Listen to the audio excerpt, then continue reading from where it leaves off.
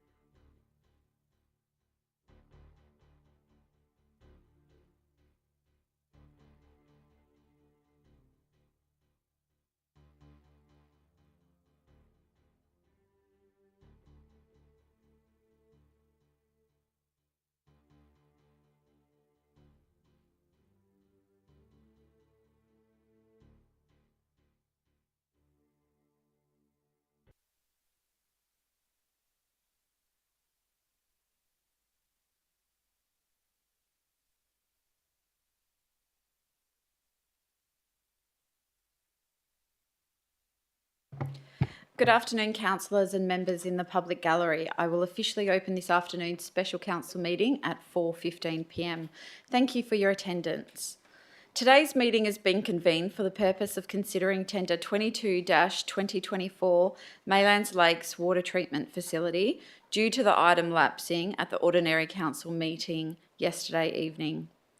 I'd like to remind everyone in the chambers to ensure that comments are respectful to the council and all meeting attendees, including city officers and those in our public gallery. Please note this meeting is being live streamed. I'd like to acknowledge the traditional custodians of the land on which we are meeting, the Whadjuk people of the Noongar Nation, and pay my respects to elders, past, present and emerging. Item 3 is announcements from the presiding member. There are none this afternoon. Item 4 is attendance. Councillors Bull, Clark, Ostaszewski, Palmer and Sutherland have provided apologies for this meeting. All other councillors are present in the chamber. Oh, and Councillor Eveson is present online.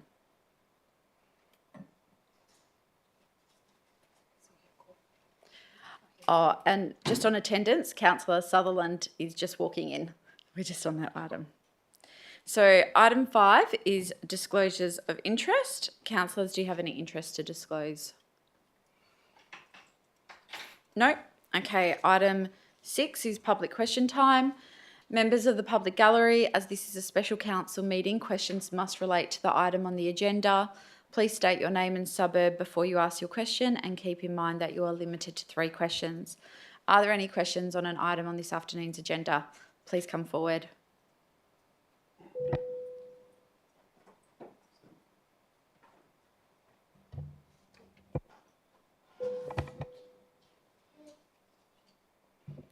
I think that's it. Okay. Thank you, Kevin Hammersley of Tura Court Maylands. In relation to 10.3.5, and I'm sorry about my phone. If it's going to happen, it was going to happen then. Yeah. Look, just a couple of quick questions.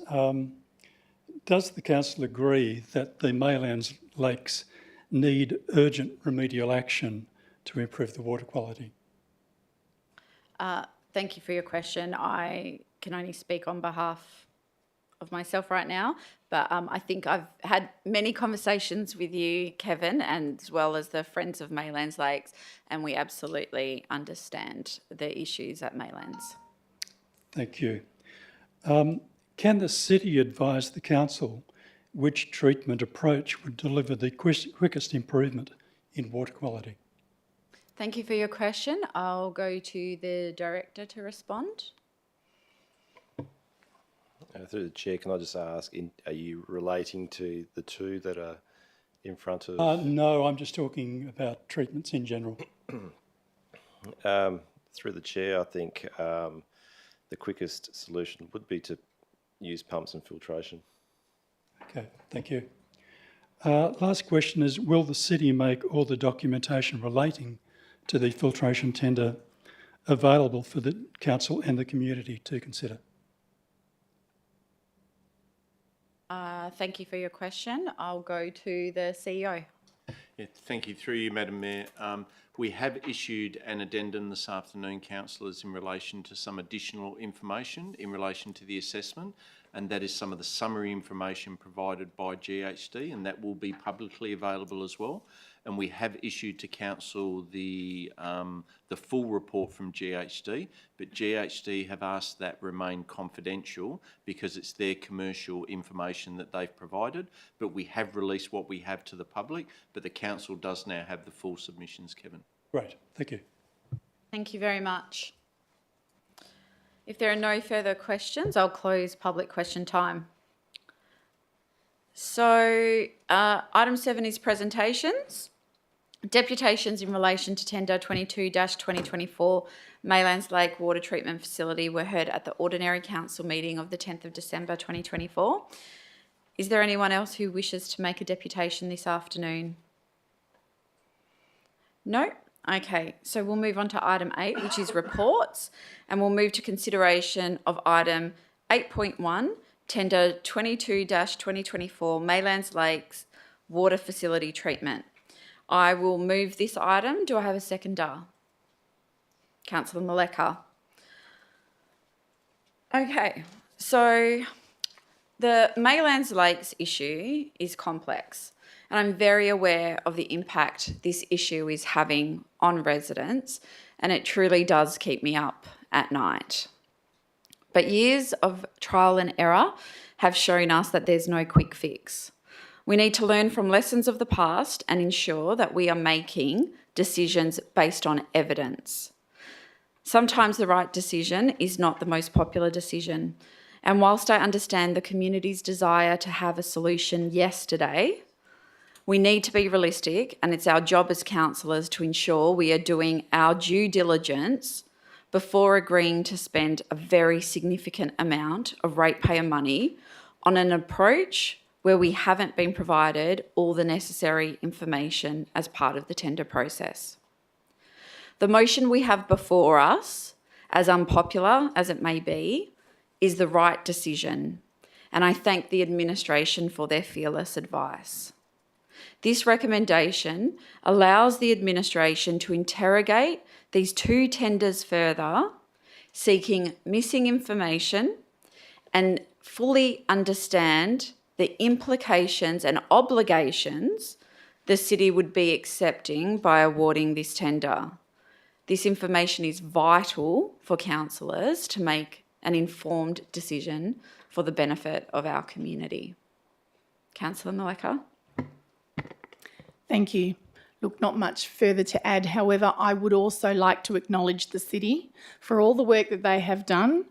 Look, this is such a tough situation, and they have worked very hard to try and determine the best way forward, which will be ongoing. We know that.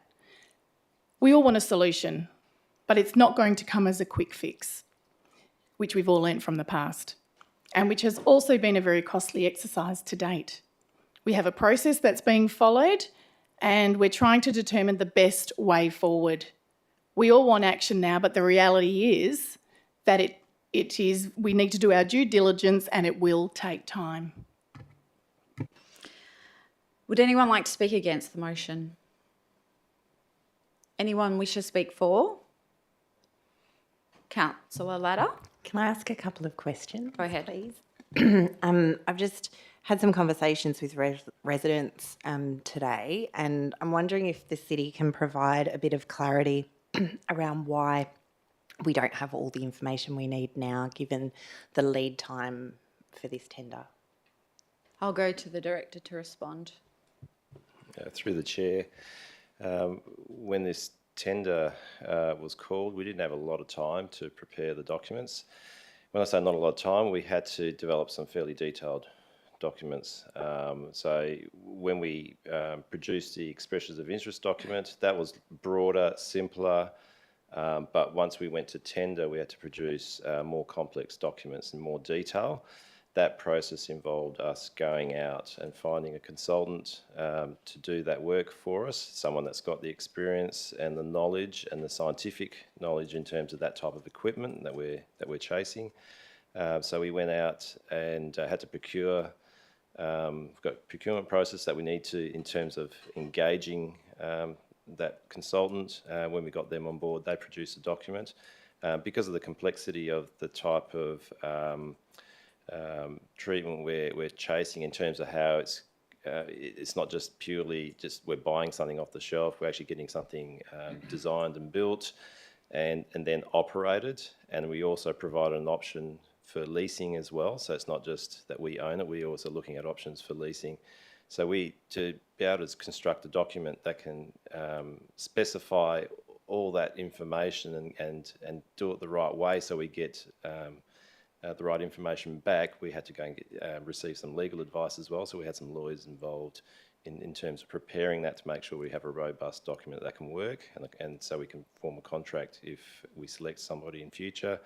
That has taken a fair bit of time. We also understood that we needed to provide enough time for the respondents to be able to respond to it. It was still a reasonably tight time frame for them, and when we received the responses, there were different technologies involved, and because of the complexity involved with this type of tender and the information that we presented, when we went and looked through the information, plus we also used a consultant to assist us to go through that information, we discovered there are holes in the information provided. So not everything's been provided. There's been quite a few omissions, different aspects of it, and that's why we've come to this point here where we've brought it to council, knowing that the submissions have been provided, although they've got a lot of information in there, but there's still some information that's missing that really needs to be, we need to know what that is before, you know, we can recommend clearly which one to go for.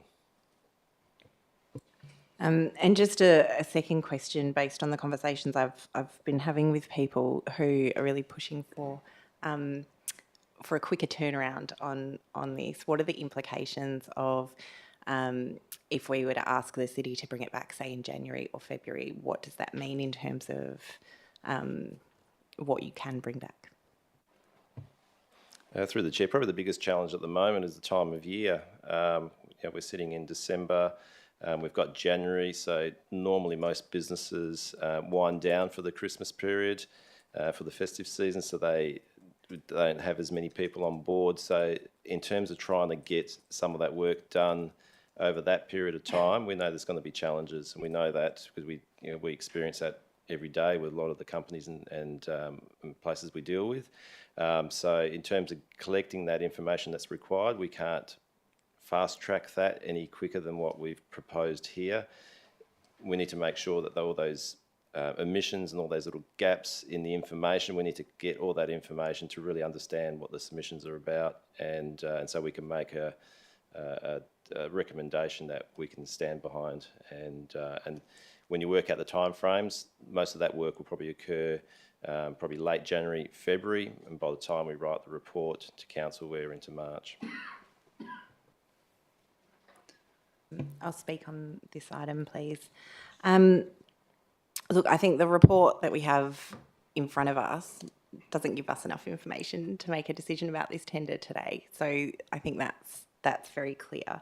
And in my conversations with residents, I really understand the disappointment and the expectation that they had that we would have that information at this point. I do understand at the same time that the city has been working really hard on this, and I have seen that. I have had many updates from them.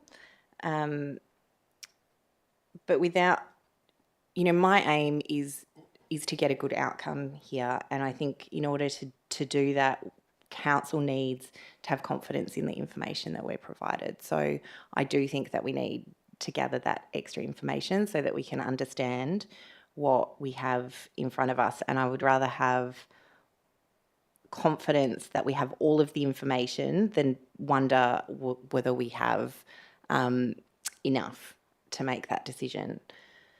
So I will support what's on the table, but I do just want to, I suppose, give voice again to those concerns from residents who worry when they see delays that it means a lack of commitment. And I want to say I'm personally very committed to this, and I understand that we committed to a process to find a short-term solution to give people relief, and I think that what we got back doesn't give us all the information we need to know if it fully addresses the problem and over what time frame. So I'm really keen. I particularly want to thank the city for the addendum that they issued today, because there was a lot more information in there that gave me a lot more clarity around what information we need to seek in order to make good decisions on this. So I really feel for residents, and I hope that we have something really comprehensive in March that we can discuss as a council and go from there. Thank you. Anyone wish to speak for? Deputy Mayor. Thank you. I am comfortable supporting what I see here, and especially after I had the lengthy response from the director. Thank you. I understand the frustration from residents, especially those who live around the lakes, wanting to find a solution and agree on a solution tonight. And I agree. It was a question before. Definitely, this issue requires urgent remediation, and I think the city has shown, definitely in the last year, that they are fully committed to addressing this issue. I don't see any other topic in the city of Bayswater that we're investing so much effort. So when we talk about commitments, it is there. We have quarterly community forums. We have been spending hundreds of thousands of dollars on this, and it should be mentioned, I think, especially as a ward councillor. I would like residents to know that and feel reassured that we are investing that time and energy and money so far. And I would have loved to have the information in front of me so I can make a decision. But as was said, and I echo that, we do not have, and I understand why we do not have the information. And I'll highlight again to those who listen that we do have an addendum with a bit more information around the problems with the submissions, and there are many problems. And just briefly before the meeting, I had a chance to very briefly look at the report from the GHD, and I just see so many recommendations to seek more information, which is very concerning. And I would have been very concerned if I would have received a recommendation tonight from the officers to support one of those options. I think it would have been not professional, and I think our officers are very professional, asking for more time to follow the right process. I wouldn't want to support any technology before I feel fully reassured that it works. I would like to understand where it has been used before. Was it successful? I would like to see examples. For example, in the addendum, in the report, you can see that one of the best submissions that we received, one of them did not provide any examples. What are we signing for $5 million for something that was not trialed before? This is not something that I feel comfortable with. So I definitely think that the March timeframe is very reasonable. I would like to, in March, to see full information about those selected submissions to understand the technologies, the efficacy, to understand if they work, where they worked. I also note limb 3 of the recommendation that this information will also be referred to the scientific advisory panel, and I see also merit in that. I would like, by that stage, to also understand what the SEP thinks of those options, what Alivium, our consultant, thinks about those options. This is why we using so many contractors and experts this time around to make sure that we are going to select a solution that will work, and if it is going to be one of those technologies that they are being supported by everyone around us that is part of this process. We have trialed so many different technologies, including the dredging and others, during my time on council, and we already know that they did not work. So I wouldn't want to commit to $5 million, and we saw some of them was up to $30 million without any evidence and strong evidence that it works. So I think we are on the right path, and I thank residents for their patience, and I again understand their frustration. I would have loved to find a solution tonight. Hopefully in several months' time we'll be smarter, and we will have more information that can guide us to the right decision. Thank you. Thank you. Anyone wish to speak against? Anyone wish to speak for? If not, I'll put it to the vote. All those in favour? That's unanimous.